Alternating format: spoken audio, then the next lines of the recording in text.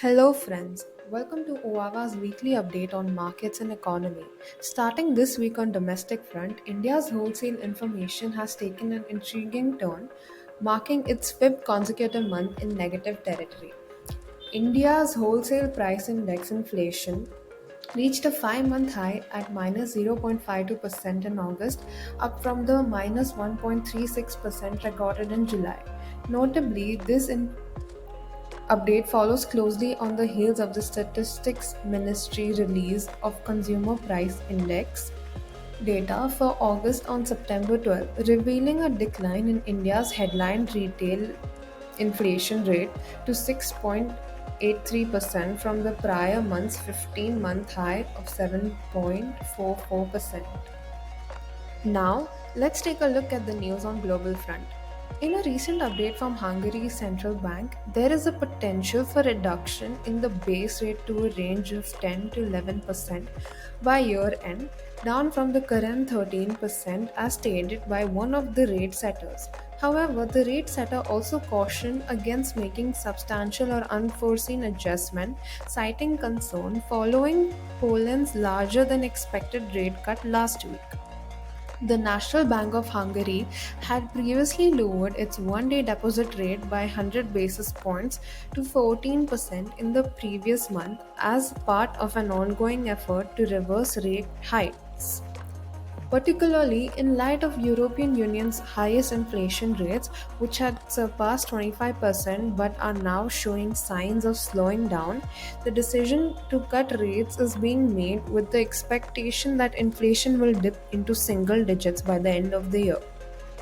In a development that had raised tensions, Beijing strongly criticized the European Commission's decision to initiate an investigation into China's electric vehicle subsidies. Beijing labeled the move as protectionist and expressed concern that it would harm economic relations. This concern resonates with Germany's car industry as well. European Commission President made the announcement in the investment, alleging that China had been saturating global markets with electric cars at artificially low prices thanks to substantial state subsidies. The probe, with potential for punitive tariffs, has prompted warnings from analysts about potential retaliatory action from Beijing. Furthermore, Chinese industry executives have voiced their objections, asserting that the competitive advantage of the sector is not solely attributable to subsidies. Lastly, let's see some of the key highlights from the G20 summit. Economic partnerships and trade agreements. India and Brazil, under the leadership of President Lula, have taken steps to strengthen their economic ties by expanding the India Mercosur Preferential Trade Agreement.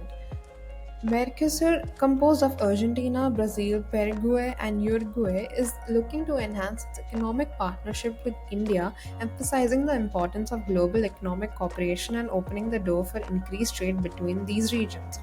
Multilateral development banks and financial inclusion. Turning to discussions on the reform agenda for multilateral development banks, there has been substantial support for various proposals, including the introduction of a new capital adequacy framework. Notably, progress has been made in debt restructuring discussions, particularly concerning Ghana, Zambia, and Ethiopia. Sri Lanka is also making headway in its debt resolution efforts with a time bound common framework proposal gaining approval from G20 leaders. Crypto assets and regulations. In the realm of crypto assets, the G20 endorsed approaches from both the International Monetary Fund and the Financial Stability Board.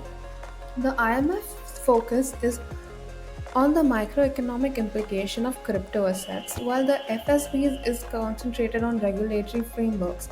India has advocated for a common template, and discussions will be continued among central bank governors and finance ministers. Technology and defense partnership. Prime Minister Modi and US President Joe Biden have highlighted the significance of technology in deepening the India US strategic partnership. They have praised the ongoing effort through the India US Initiative on Critical and Emerging Technology.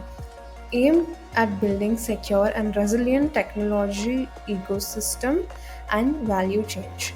The ICET initiative aims to position India and United States as trusted technology partners addressing regulatory restrictions and controls. That's it for this week. Do click like, share our video if you like the content, and do visit our website www.oava.in for information on our courses. See you next week.